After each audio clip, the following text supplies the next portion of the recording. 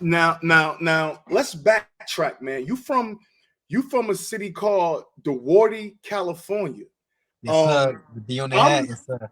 now I'm from New Jersey. I've been to Cali. I've been to San Diego. I was in the military for a little bit, so I'm a little bit familiar with California. But that city in particular, I'm not real familiar with. How was it like growing up in that city in California? It was very difficult at times.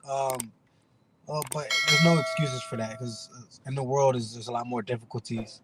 Um, I mean, there was a lot of killings, a lot of violence, but I still figured out a way just to maneuver through the cracks. You know what I mean, and not turn myself into a statistic. You know what I mean. So No. that was my root of understanding that I have something special. You know. Yeah, yeah. No, I appreciate that, Champ. Now, I seen in another interview, you said when you was 13, you lost your mom. You had to go to foster care. I know you had some younger siblings. You was the oldest, but I heard you talk about how you had to kind of show your siblings that you was the leader of the pack. Talk to me about that. I guess dedication to your siblings and your family at such a young age. Like, why was that important to you? Because at those ages, 13, yeah, we might have other siblings, but a lot of times we so entrenched in worrying about ourselves. Talk to me about your, I guess, your dedication to your siblings after that time with such a touch loss. Alhamdulillah. Um, everything I hate to say it, everything happens for a reason. So, the toughness had to come out of me. You know what I mean? And it definitely came out earlier than that. But I feel like my mom molded me to be like I said, the pack of the wolves. So when I went through all that, I had to learn to totally be a man faster than I. You know what I mean? I there was no kid. I couldn't play around and Yeah, couldn't do all the activities that other kids did. So me just learning from my mom the stuff that a dad should be teaching, I learned from my mom. So learning that and understanding that everything happens for a reason and just you know what I mean, just yeah. lead by example, and that's what I did, and I'm still Yeah. doing it now.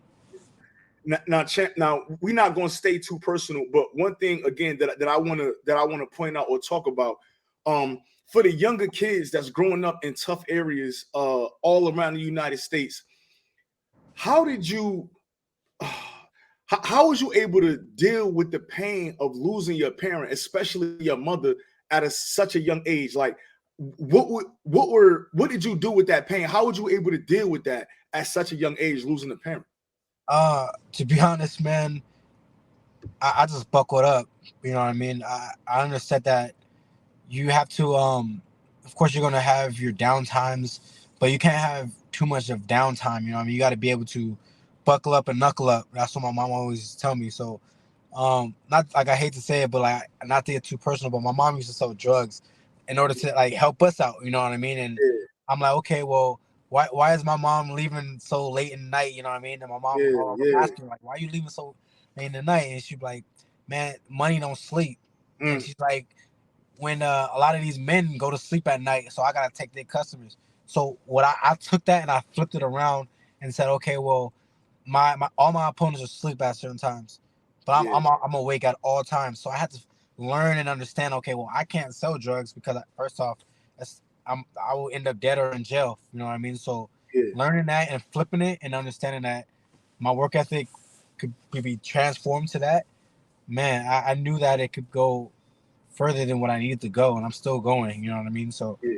to understand that, and hopefully answers your question. No, You know what I no, mean? That's where the pain and the dedication comes from.